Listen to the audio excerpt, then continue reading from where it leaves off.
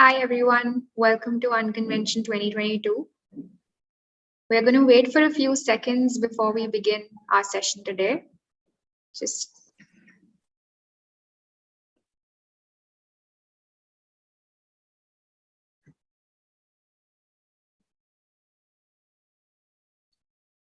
All right,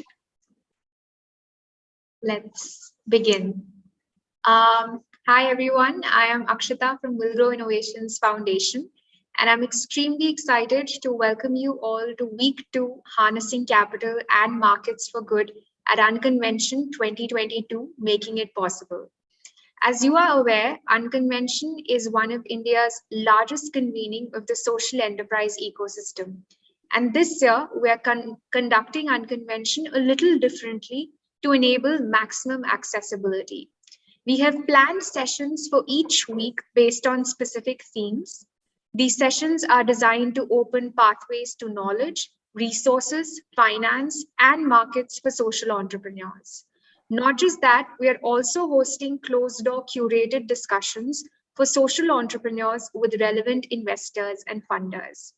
For our session today on unlocking market accessibility for new age agribusinesses through FPOs, we have Mr. Sudipto Saha, Vice President of Access Development Services, a national livelihood support organization with focus on incubating innovations for sustainable livelihoods.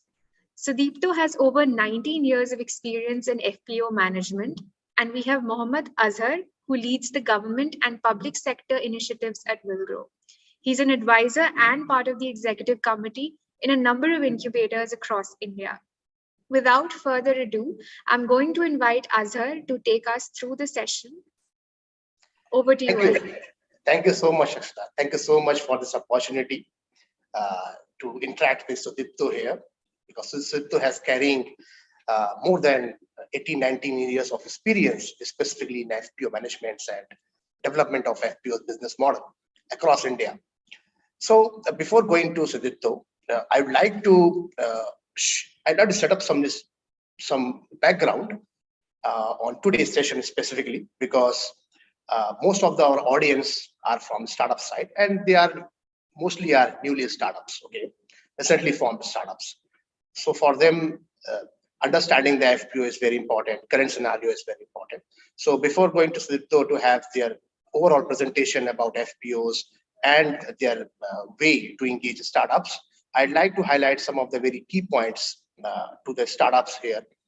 Because if you see, we have seen that Government of India has targeted to form 10,000 new FPOs till 2028. And with a total budgetary approximately is 7,000 crores. And I always saying that the chota business will carry mota paisa when it will be done in quantity. So therefore, it's a catch for startups. So if they would like to sustain, especially agribusiness startups, those are working with on technology, on mechanizations and all. So if they want to sustain and if they want to investable, then they have to be work with in quantity along with the quality. And only the option in India that we are seeing to work with the small holder farmers is FPO, because FPO work in every agriculture value chain in India, mostly agriculture value chain in India, from dairies to non-timber forest produce and poultry as well. And we have seen that they are the, even government also believe that they are the key part of the Government of India's strategy to double farmer income.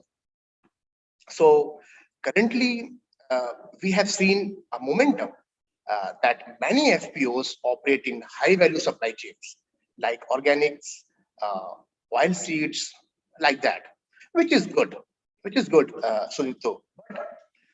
Most FPOs are newly incorporated, and they require not only affordable technical support, but also adequate capacity building, capital, and linkages to markets for their products.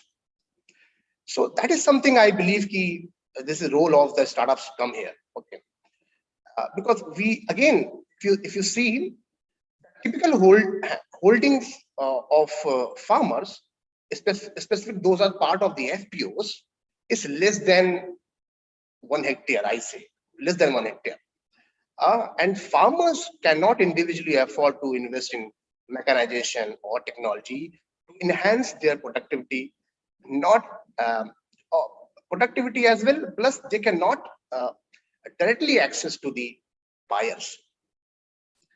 So, what exactly from last 6 years of my experience, specifically working with startups and FPOs, we see that the aggregation through FPOs is the only feasible option left for farmers to enhance their bargaining power and accrue more value. So here is where startup can come in, okay? Because the young businesses with the ambition to scale up and provide reliable real-time support to small farmers can benefit massively from working with FPOs. So, and this today's session is also focusing mostly on how these young businesses in agri sector can be linked, can be worked more aggressively and more with building, more trust building with the farmers through FPOs. So I would like to invite Sudipto uh, uh, to give a overview on how FPOs, FPCs works. I hope he has some presentation around that. I request Sudipto please carry on. Yeah. Yeah, thank you, Azhar. I hope I am audible. Yes, very much. Thank you, Azhar. So at the outset, good afternoon, everyone. I would really like to thank the entire Wilgrow team, including Akshita, Azhar, and other members who have been interacting with me and giving me this opportunity to speak on this important session, actually important topic of unlocking market accessibility for the new age agribusinesses through FPOs.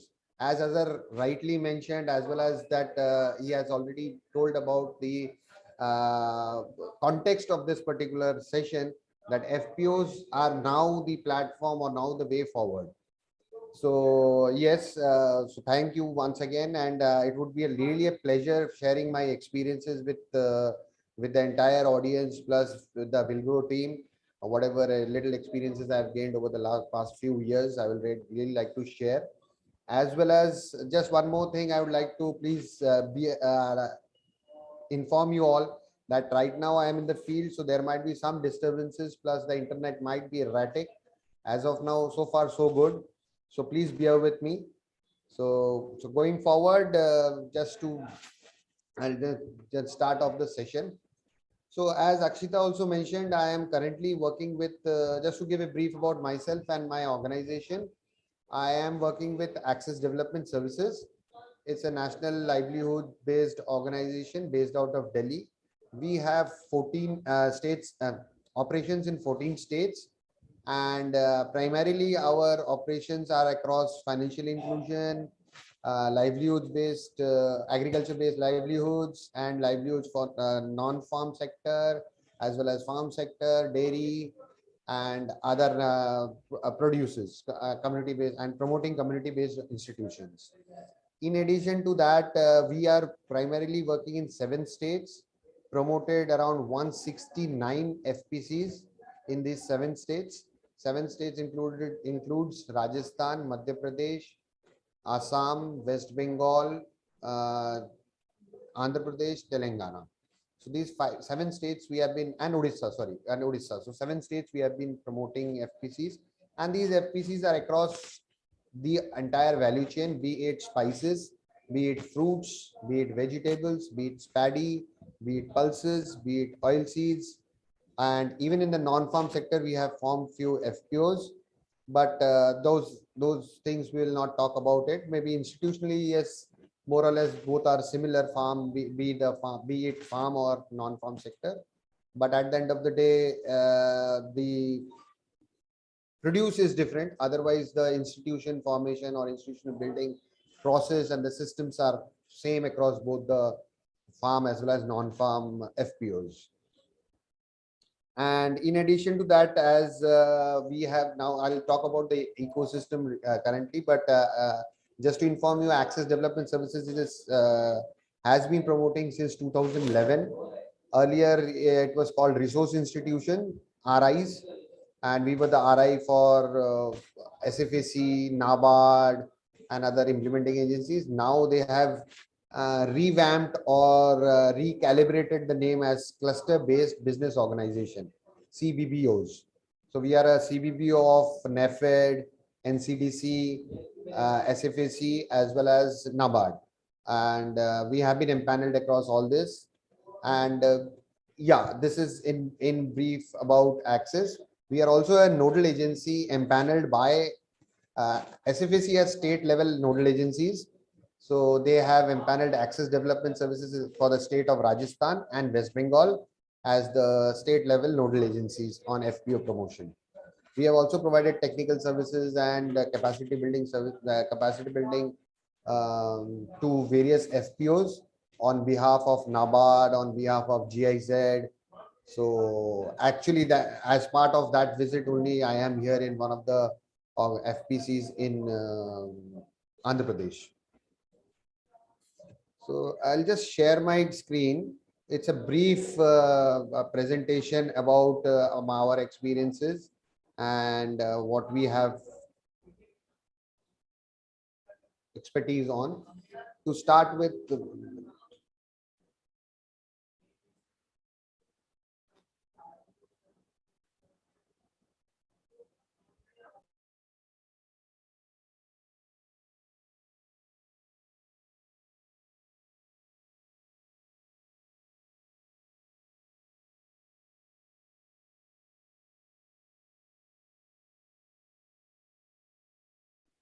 yeah, it's visible, perfect. right? Yeah, perfect. Okay. So as I earlier mentioned, so currently the topic is unlocking market accessibility for new age agribusinesses through FPOs. So an overview on that. To start with, just a brief about the FPO ecosystem. Actually, FPOs have been promoted in India for around 2003-4 to start with, but not. It was more not like the current legal form. The current legal form actually started from 2011-12 when SFAC started their pilot projects. So we were one of the early institutions who promoted these pilot FPOs on behalf of SFAC. And so these were a 2-year project. It was based on some sort of framework which they had developed, but then they refined it, and 2013 onwards they did it a full-fledged 3-year project sort of thing, and with a complete framework and detailed guidelines were issued. So since 2011, as I said, we have been promoting FPCs, but recently with the central sector scheme of promotion of 10,000 FPCs, this has really given a thrust and awareness across all sectors, across all states, across all farmers even are aware about, even at the block and the district level, people are now aware about FPO. So this particular scheme has really sort of spread awareness across all the stakeholders of FPOs, be it bankers, be it market players, be it financiers, or maybe the block and the district government officials. In addition to that, different departments of the state governments are also promoting FPOs. We are also promoting on behalf of Department of Agriculture, Government of Rajasthan, Department of Agriculture, Government of West Bengal, Government of Odisha. So we are also promoting on behalf of them. So this FPOs, they are promoting NRLM as well as the state level SRLMs are now also focusing on women-led FPOs, since they have a big platform, a big database of women cooperatives and women SHG members. So they are now focusing on women FPOs, because just to see how that can be replicated and that can be taken forward. Also, as mentioned earlier, agriculture based startups institutions are also focusing now on how to utilize FPOs as a platform. So this is a really, I would say, in the subsequent slides, you will also notice that yes, this FPOs can be used as a great platform to reach out to farmers and farmers, small and marginal farmers who don't have that wherewithal or that capacities to provide to link up with the markets, link up with the financial institutions, link up with various stakeholders, government schemes. So obviously this is a very good opportunity for them. uh, to talk about FPOs and FPCs again. What I have seen across stakeholders, maybe now the perception has changed that FPOs and FPCs, what they people are really confused about what an FPO is and what an FPC is. It is a plain difference. FPO is till the time it is not registered, farmer producer organization. Once it is registered, it is called farmer producer companies, FPCs. So this is the basic difference between the two. There is no structural, no model related differences, but there has been actually various confusion created, and I have seen people confusing with FPOs and FPCs. Primarily, this is a collectivization of small and marginal farmers, which then come together as a producer organization. And this actually has helped to overcome the major challenges the farmers, individual farmers faced during the initial phase in terms of inputs, agri inputs, in terms of markets, in terms of technology and investments, finances. Obviously, that's a very big hurdle which they had faced. So this FPO or FPO promotion, FPO is becomes a platform for them to resolve all these issues they were facing, issues and challenges they were facing. These are registered under the special provisions of the Companies Act 1956. Actually, these provisions, these clauses are amalgamation of the cooperative law and the Companies Act. So bringing them together, they have come out with this special provisions for the FPOs. The structure as of now, what we have seen is, this is talking about the earlier guidelines specifically, but I'll also tell the differences in the new guidelines. So at the village level or at the GP level, village level, we go and meet up the farmers, have a mobilization meeting, discussion with them, and we form groups which is called farmer interest groups, FIGs, of 15 to 20 farmers each. And these FIGs are then formed at the cluster level. These cluster levels are maybe depending upon the number of villages in that particular GP, it can be 3 to 4 GPs, or at the block level. Again, it all depends upon the area, the context, how many villages are there, how many members are interested to become shareholders of that particular FPC. So that is the cluster level wherein we form the FPC. We register the FPCs. In this case, we have 1,000 farmers, but right now, recently itself, in the 10,000 scheme, SFAC has revised the guideline and have different numbers, 300 to 500 in plain areas and 100 to 300 in hilly areas. So that is the minimum level of membership they are expecting. But earlier they had a minimum level of 1,000. So this is once the FPC is formed. Once the cluster is formed, then the FPC members itself, they select 10 board of directors. These board of directors are more like influential persons, the potential potential board members who can then act and react on the behalf of the FPCs, whatever is required. So they need to have various KYC documents also, like PAN card, Aadhaar card. PAN card is important, and then bank account details, etc. And then once it is registered, then it becomes a formal farmers producer company. So there are other legal compliances also towards that, in terms of opening of a bank account, PAN card, and INC 20. So that is actually what we do is we have a chartered accountant, empaneled chartered accountant, who takes care of all these legal compliances.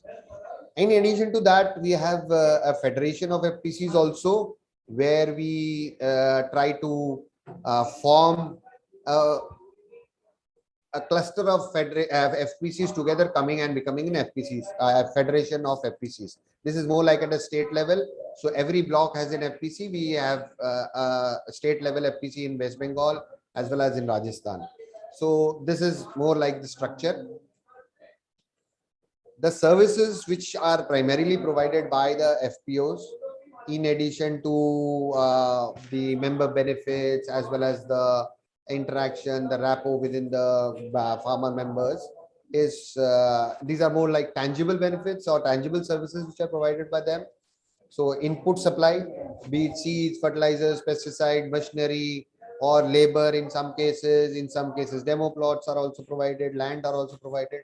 So these are majorly one of the services, input supply, the agriculture inputs. Second is facilitation of financial and technical services, be it credit, savings, insurance, or in some cases pension also is been provided by the FPCs. I know of FPCs who have become LIC insurance agents, and so they are providing insurance agent policies to their members and their families. Extension services, demo plots, linkages with KVKs, agriculture universities, and providing them various sorts of trainings, technical trainings, and market linkages, which is the important crux or the important requirement of the farmer, conducting buyer seller meets, trading of their produce, procurement under various MSPs, be it wheat and pulses in Maharashtra or MP, be it rice, paddy procurement agency in West Bengal. So there are various sorts of market linkages which they do. And last but not the least, which is the training and networking. So different types of trainings they conduct, they facilitate. Even government are more focused on providing them trainings, and the networking capacities they have, documentation of various case studies, success stories that needs to be highlighted. So this majorly in it can be the services can be divided into these four major prongs of services which the FPO provides. So Sudipto, before going forward in the previous slides, so if you could highlight who are the right person. No, second slide after that. Yeah. This one? Before no, after that. Yeah, after that.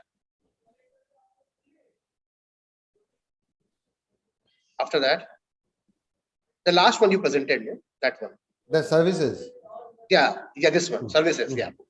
So because ultimately we have seen that a lot of the startups in the agribusiness sector are working in this segment as well. These four segments, input supply, financial, technical, and all.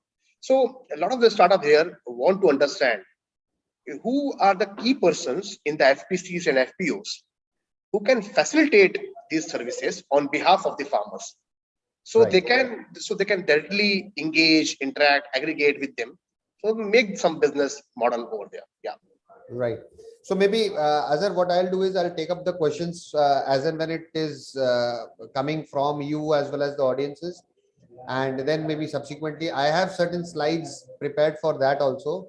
But then since you are very specific on this particular topic, I'll just mention for see what has happened, as you also rightly mentioned, because 2019 this 1920 this particular 10,000 sorry 2020-21 this particular project of central sector scheme of 10,000 FPCs have started. So these FPCs are fairly new. So I'll divide the FPCs into new and the older ones.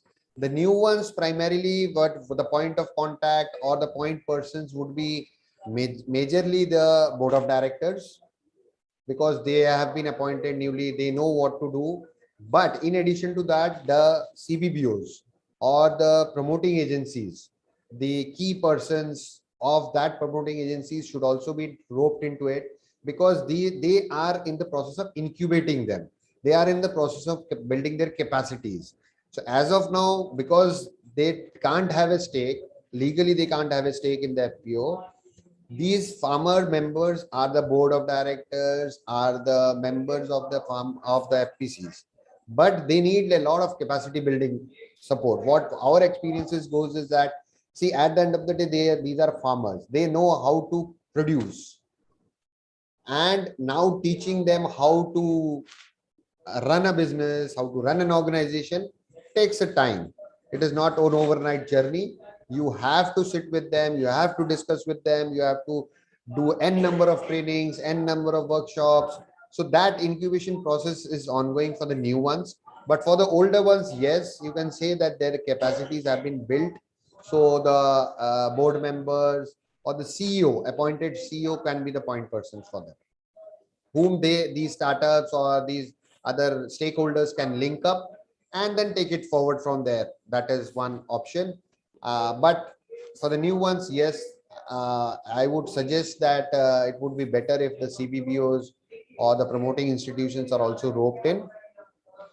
And also, in addition to that, I would say that you can the state nodal agencies, as I earlier also mentioned, the state nodal agencies which has been empaneled by SFAC across different states, they can also be roped in, because very few organizations, since frankly speaking, since I have been interacting with various educational institutions as well as with you and will grow staff, so I know a few startups who can link them up with the FPOs, and we link them up. But I don't think very many CBBOs are aware about these startups. So that is a very good way to interact with them. So could you highlight some of the CBBO's name, which is very famous in India now? Yeah, one of the CBBOs I would say is AP Mass. AP Mass is based out of Hyderabad. Hyderabad, yeah. Hyderabad, and they are a very good reputed CBBO.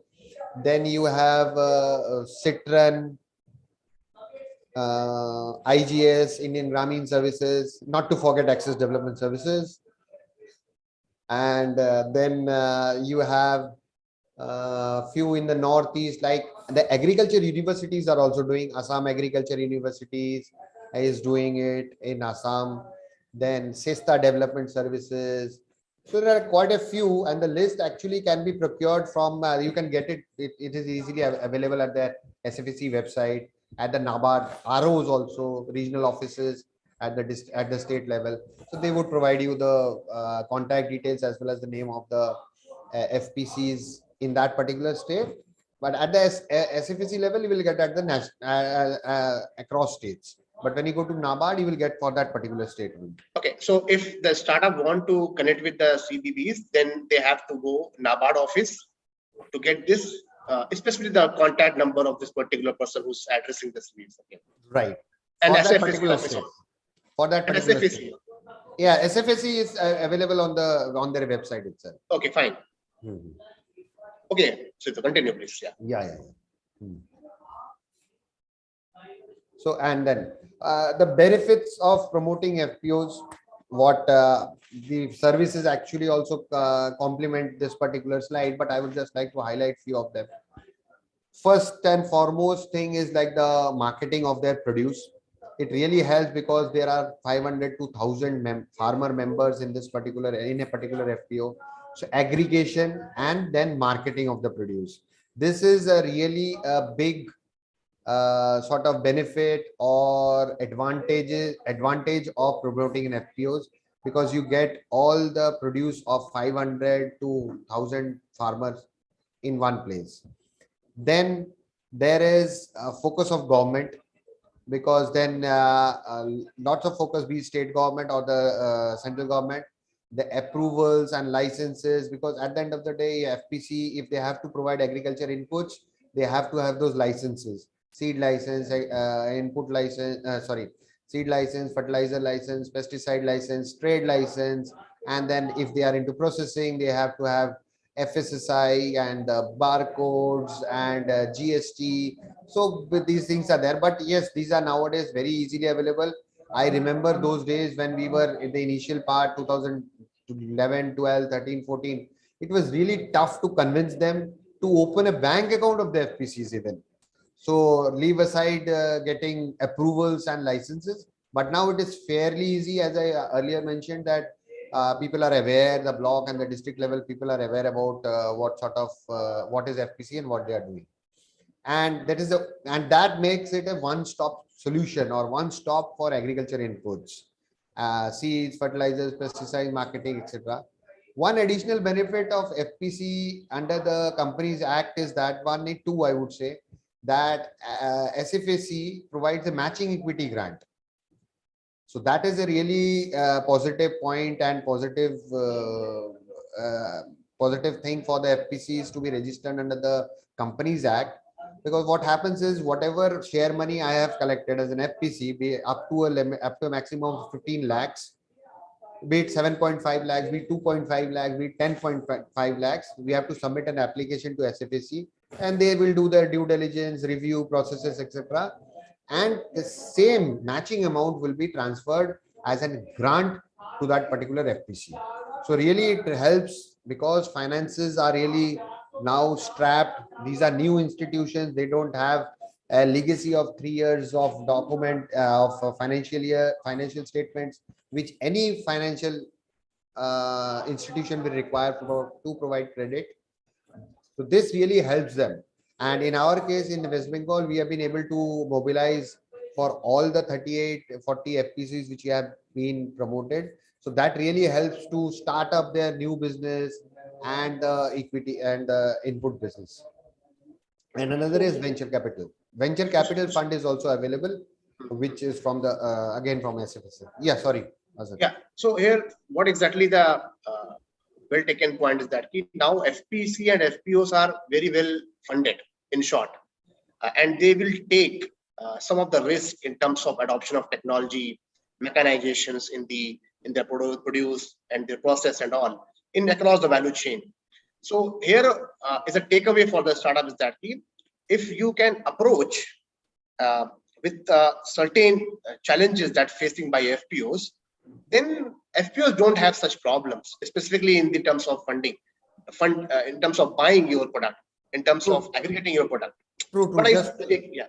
Sorry, Azhar, just to add on, you are right that not only this equity grant, matching equity grant helps them, but also I have received various calls from various financial institutions that they are ready to lend. Obviously, they will have their own processes and systems and due diligence to prior to lending, but they are coming forward. That's a very good positive sign to lend. Yes, but the startups have to first approach the FPCs and convince them that yes, this particular service or this particular product is required by you, by your farmers.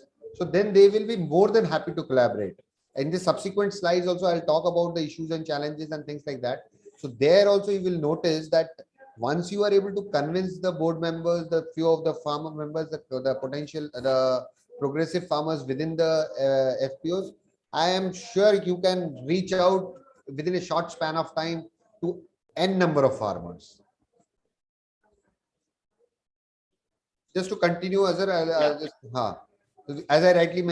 I mentioned, the sources of information of FPOs and the details. One is SFAC, NABARD. This will be very state specific. I'm not sure if they at the head office level they would be having a consolidated list, but at the state level, yes, at the RO, if you go to Guwahati, you will get for Assam. If you go to Calcutta, you will get for West Bengal, and Bhubaneswar, similarly for Bhubaneswar, Odisha, and things like that. NCDC again at the national level, it's available. NEFED national level, and also the different departments at the state level. If you want to go for specifically in fisheries, specifically in agriculture or agriculture marketing or in horticulture, so there they will be having a list of FPC along with the point persons, email ID, chairman email IDs and things like that. Also the CBBOs, those will also be there at the state level and the district level. So yeah, so how do we build these synergies? As we were discussing, one is approaching. How do you approach them? One is through the CBBOs, through the route of CBBOs, or if some startups can directly approach the FPOs and convince them, discuss with them. So discussions and deliberations is very much required, sitting on the same table, who brings what, and synergies between the two. FPO, because at the end of the day, any transaction, I also feel, I personally as well as an organizationally feel, any transaction, be it marketing, be it financial, be it related to government schemes or anything, any service input supply, at the end of the day, both the stakeholders do not have a win-win situation, it never will happen. The transaction will not go through. So that's the reason it's very important that we sit on the table, say, yes, I am bringing this to you. What will you give me? And what is the sort of things together we can come together and build synergies too. That is very important. And then the presentation, obviously, once we have the deliberation discussions, a presentation related to, actually recently I had a input supply provider. I'll just cite an example. Input supply provider who are actually manufacturing solar based power tillers. So they had three variants. The batteries were of three variants. So they sent me the presentation as well as the video of that particular tiller. So now what we are doing, what we are planning is we will have a joint meeting with FPOs in South Bengal and in North Bengal. Because North Bengal, we are working with few of the FPCs in a few of the blocks. So we'll have a joint workshop sort of thing where they will present their offerings, products, services, and the FPC members and the BODs obviously will have some questions, and then that can be sorted out at that point itself. So that is very important. And once this is done, a clear-cut agreement between the two stakeholders, what I am supposed to do and what you are supposed to do. So that needs to be very clear, because these are some of the things which we have faced in the past, and which we also insist the FPC should have a clear-cut MAU and a detailed implementation plan over the next 6 months, next 1 year or 2 years, 3 years, whatever, be it an insurance related linkages, be it a marketing related linkages, which are depending upon the commodity, it is seasonal in some cases, depending on it's a year long in some cases. So they should have a detailed implementation plan, and with the roles and responsibilities defined, who does what, so that tomorrow you don't have that confusion or that inhibition that, yes, this is not my role, this is the role of the marketing agency or that particular stakeholder. So it should be very clear. So sorry to interrupt to Sipto Yeah. here. One thing is coming in my mind, okay, because CBBOs actually meant for to develop FPOs, and not only developing but also sustainability of FPOs is also responsibility of CBBOs sometimes, in always basically. And so how CBBOs actually helping FPOs to adopt good technology, better technology, to reach out to maximum number of customers directly, something like that, because these synergies is very much requirement now, where most of the startups are working with the farm to fork model and all, okay, and FPOs, farmers, are someone who can help startups to reach out to the customers. So how CBBO's role can help startups and FPOs to build the synergy that you're talking about, and the trust, especially the trust, because we see that key between startups and FPO farmers, the lacking is trust. So how CBBOs are building this trust and synergies? If you could highlight some examples in respect to that, it will be good for startups here. Yeah, I'm coming on to it. Just my actually presentation will also highlight those things. So just let me just go through these slides, and within that slide itself, I will highlight few examples of how we are trying to build the capacities of the FPCs. Sure. So to start with, just another slide, advantages of working, what we actually are here for, what is the advantages of working with FPOs? As I earlier mentioned, that FPOs have now become a platform to reach out to a number of farmers at one go. 500, 700 सबके membership है, so you can, once you are able to convince the board of directors, so you can reach out to a number of farmers at one go. So that's a very good platform. Second, at the end of the day, we are all are social enterprises. So really, when we are collaborating with a community-based institution, that really has its own value, own credibility. So that is another advantages.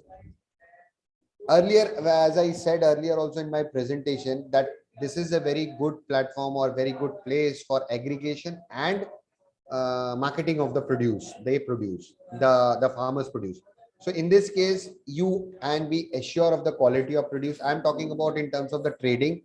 For example, I would take an example in North Bengal. We are working with one of the FPCs who are trading in pineapple. So what has happened is pineapple, actually, I'm sure people will be aware that pineapple is sold based on the a kilo of a particular piece. It can be 1 kilo, it can be 800 grams, it can be 1.25 and 1.5 and 2. As and when it grows, the price also increases. So what happens is, if I as a buyer go to an FPC, I need 1.25 kgs of pineapple, 1000 kgs, 1000 pieces of 1.25 kgs, and ask it from a FPO, it is easy to get it from them, because obviously they will charge whatever the market price is, but then there will be very less, what do you say, uh, less dilution of that weight, because he will have 1.25, but when you go to a farmer, he will not have 1.25 across the board. Some will be 1.5, some will be 1.25, some will be 500, some will be 700 grams. Correct, correct. So, but when you have an FPO, he is aggregating, he is bringing the produce of all the farmers. So he then can sort and grade and then provide the details to them. So that is where I'm coming from, and where I'm telling that assurance of quality of produce and timely delivery of product. One thing I've seen, if you are able to convince, if you are able to trust, build that trust with the FPOs, they will be providing you the products on time and payments of time. Again, this is from on behalf of the FPOs. If they are, this is more like services provided to them. If they are happy and they are satisfied with the product, with the services, they are ready to pay do the payments on time. So rest assured about that thing. So these are some of the advantages of working with them. Few examples again I would like to cite what Azhar was telling. The major issues, this is the major slide. Yeah, issues and challenges of working with FPOs. First and foremost thing is building the rapport and trust with the BOD and the farmer members actually. So once this rapport and the trust building happens, they are okay, they are ready to collaborate with you, associate with you. I am telling you that the startup or that particular stakeholder can really expand manifold, be it trading, be it working with the agriculture input, be it technology based thing, or whatever be the products and services. But this, once the rapport is built, that really helps a lot. These are some of the marketing challenges, two marketing challenges specifically I would like to highlight. One FPO, I will not like to name them, and a buyer. The product they are dealing in paddy, but they have bay leaf also as one of the products, bay leaf. So what happened is, in the local market, they used to sell the bay leaf at around 20, 25, 30, depending upon the time and period. They used to get 25 to 40 rupees per kg. So we talked with this particular buyer. The buyer was interested to buy bay leaves. So we said, what is the price which you want, which you will be able to give? He said 110 rupees per kg. We were like zapped. I tell you, we were like surprised. Even when we went to the FPCs, the FPC members were also there during the discussions. Once we came out, they were like very happy. Yes, hum to kar denge. We will go ahead with this particular deal and do it. But when it came to actual operationalization, then we came to know that they needed bay leaves of a particular size, shape, color, and plane. So that made the lives of the FPO members very sort of tough, because what happens is, We understand. when they are selling in bulk, they are not concerned about the quality. कुछ मुड़ा हुआ है, कुछ टूटा हुआ है, कुछ भीगा हुआ है, but it doesn't matter, because it's going in the bulk, it's going in sacks, and they are just sending it to that local market. But when it comes to selling it to a proper channel. So they want it in a particular packet, sub plain hone chahiye ekdam, without any dust, without any things like that. So that really then what happened is they bought the bay leaf at a 20-25 rupees per kg, but the labor that went behind it, actually it cost them more than what they were getting from the buyer. So these are some of the experiences which I am sharing, because what happens is, as a CBBO, what we have found is we always tend to go to a buyer who gives you higher price, but you have to see the background, as well as you have to understand that what goes behind providing that particular produce in that form, in that quality. That is really important, because the labor in this case, there we had to hire people, and these are bay leaves. You can understand, in rainy season, if it gets wet, then it is very tough to dry them. Either you have to solar dry it or machine dry it, then there is a cost to it. So things like that are various aspects to it. Another important thing in case of marketing is payments, because what we have seen, and this is true for old as well as new FPOs, uh, payments from the buyers. Initially, they are very happy. This produce is good. They will be okay in providing the particular price which the FPO is also asking for. Once the produce is delivered, initially maybe they 50% or whatever the terms and condition is, 25% on delivery, on signing of agreement, and 50% on start of the consignment, and balance on delivery of the produce. So these are the general terms and conditions. So once the produce is delivered at their doorstep, denge, we will give you, just give me another 15 days, another 1 month. So it goes on pending and pending and pending. So credibility of the buyer, this is the role of the CBBO at the end of the day, because what happens is CBBO plays a very important role in incubating, in supporting, in providing the linkages to the FPOs, not only promoting them, but also these linkages. So if the money is stuck, then obviously the FPO doesn't know the buyer. We are the ones who have actually facilitated that linkages. So credibility of the buyers is very important. In such cases, various e-platforms like enam and NEML plays a very important role, where they have details or credentials of the buyers and the sellers. So then the money is not stuck and the money is received within a certain period of time. In addition to that, just one more thing. In addition to that, the finance particular thing which I wanted to highlight, credit from financial institutions. There are various sort of we as I've been also telling, various financial institutions are now into FPO financing. They want to give FPOs the loans, but there are a lot of hidden costs in it. We have to be very clear about it. Credit to de denge 1 crore rupees ka, but then there will be a margin money requirement. Then there will be a loan processing fees, some sort of charges. On one hand, as we were mentioning, that we want to make the FPC sustainable as a CBBO, make them viable, cost come karo, and then we are increasing the financial cost for them. So we have to think about that also.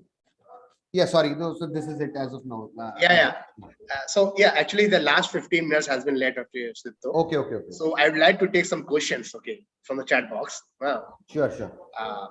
So one of the audience has asked a question: how do FPOs buy farming equipments and provide them to farmer on rent? Yes. So could you give us some example on that? Maybe I missed out that particular part. There is a scheme of government which is called Custom Hiring Center. Custom Hiring Center is actually a setup where they have some machines, farming equipments, maybe two tractors, some power tillers, some harvesting machines. So it depends on state government to government. There are various schemes where the project cost varies from 60 lakhs to 1 crore. So 60 lakhs may you have to have some money from your own equity. Some money comes from the bank, and some money is provided by the government as subsidy. It again, the percentage is different, differ across various states. Some states is 40%, some states is 50% subsidy. So these particular equipments are then kept at a particular place of assigned by the FPCs. These FPCs then rent it out. This is a source of income for them. If I am a member, even what we have done in some cases is that if I am a member and I need a tractor or a harvesting machine for an hour, I will be charged maybe of 200 rupees. But an other who is a non-member, he wants to come and he also wants to hire that out. Obviously, first preference will be given to me because I am a member. And other being a non-member, not only he will be charged more, but also preferentially he will get next number. He will be also charged more. That is what we have told them. Because what happens is this is the benefit. Some benefits needs to be accrued. These are some non-tangible or monetary benefits that also needs to go to the members because they are the shareholders. They have given the money to the FPOs. So yes, there is a lot of scope. Even there are certain individual marketing equipment subsidies provided by government. For example, power tillers, for example, hand sprayers and tractors, which are provided to the farmers. Now that the FPCs, it is directly to the farmers, but the FPOs recommend it and then it goes to the farmer. It's a credit linked scheme. Okay, and that recommendation basically on the basis of the pilot that the startups are doing with the farmers. Pardon, I didn't get you. No, I'm saying so that recommendation, because ultimately the subsidy to the startup product will only happen when the FPOs will recognize them or recommend them. Yeah, that goes without saying. Yes. So that recommendation, how it is coming from? Because see, maybe through pilot they have done past, so the recommendation came out, or maybe some relationship. How could you please highlight this here? Yeah, actually it is a mix of both the thing. What happens is if an service provider or a input supplier comes to equipment input supplier comes to an FPC and the FPC really likes the product and is appreciating the product, one, they can directly do it. Second is they can ask the block and the district officials to empanel that particular startup as an input supply provider, input implementation input supply provider. So then the subsidy is routed through them directly. The subsidy in any case doesn't go to the farmer. It goes to the equipment provider. Okay. So once I as a startup, I am producing a particular product, particular equipment. So if I am empaneled and I sell it to a farmer member of an FPO, so the subsidy comes directly to me. 50% subsidy of the farmer comes directly to me because the cost is borne by me. So it comes directly once all the paperwork is done. So yeah, that can be done. The empanelment process is either through the FPOs goes there. Again, here CBBO also plays a very important role because CBBO would also recommend, they are at the state level. So they can go at the state level, state agriculture or the department and discuss with them. Yes, this is one input provider who can help the FPOs, and the farmers are also appreciating this. And I assume that CBBO is also facilitating this. Yes. Actually, just to take that question which you are telling earlier, sir, promoting is not the only role of an CBBO.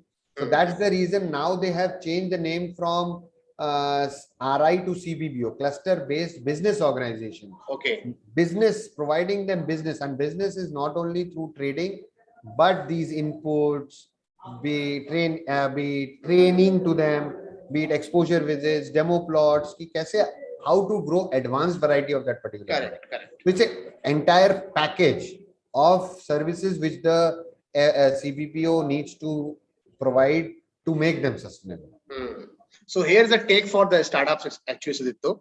If you want to enter the business of FPOs, then CBBO is an easy way to enter. Because one of the ultimately I also feel that CBBOs has a professionalism as compared to the FPOs and FPCs, and they have a right people to understand your innovation and technology better than FPOs and FPCs. So this is a takeaway. I think one of the takeaway for startups to aggregate with this. The second question actually someone has asked Mhm. about this block level. How do we know about the status of FPOs for a particular block, whether it has been started its work in the block or there is none of the FPO from the SFEC and NABARD? This is they are trying to say ki, how do we know the status of the FPO is active or not in the block? That actually will be available at the block level itself. Block level or that particular district where the block belongs to. Generally, what we have seen, our experience goes is that the district would be having the records. Earlier, they didn't have the records, but now with the center as well as central sector scheme, as well as the state governments focusing on FPOs, so now they are more into making a database of FPOs. So the district will be certainly having it. Within the district, there are maybe So 15 districts, blocks. yeah, districts means here is a NABARD lead bank office or a bank lead bank. Where they No, no, will no. go? NABARD link, what you are telling, NABARD lead bank or No, NABARD lead managers, district managers, you can say DDM office. DDM offices will be having the details of FPOs promoted by NABARD only. Okay, fine, But I'm talking about district offices, the agriculture department or fine. the horticulture department. They would be having a list of all across the blocks. What are the Correct, FPOs fine. promoted in that? Okay, so some of the more questions will do. Yeah, sure. Some people has written in the short form also, which is not. So one question is that I have been entered baseline survey. Okay, block of Bihar. What is LPF in case of finance? Loan processing fees. Yeah, low percent fees. Sorry. Maybe I've been. So that is question actually. What is the LPF in the case of finance for FPOs? Yeah, actually, what happens is whenever, even if you go to take a loan, be it a vehicle loan, be it a home loan, you will see that in some cases, due to nowadays, due to promotion of home loans, they will say that processing fees waived off.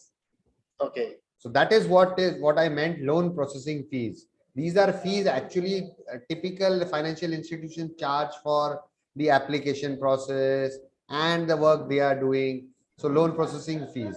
So Okay, so it is the understood. lesser it is, that better it is actually. Yeah. So how much do you think? How much interest charge that we're charging by the financial institutions, plus these charges, credit plus charges? Okay. So how much you can get up to? Again, this is see the now what has happened is the loans to FPOs. Some RBI has made it under PSL, priority sector lending. So what has happened is the interest rate is gone down. It is around 8 to 10%. Again, recently there is an agriculture investment fund AIF where the state government or central government actually is providing loans for various infrastructure development at a 7% interest rate to Nice. these FPOs.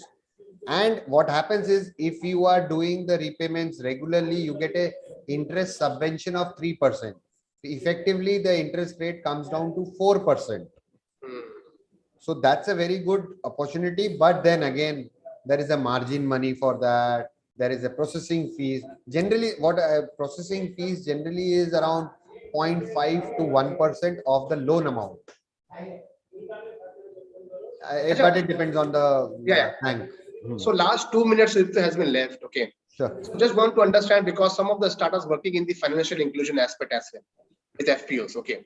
And they are willing to develop product in respect to the product, the credit linkages to the FPOs. So forget about this government thing, that is state AIF and all. Let's talk about the private funding, which is coming to FPOs. Because here's a game for the startups to build some products. Okay. So do you think do you think this is a requirement, the private fundings to startups and all? Something like that?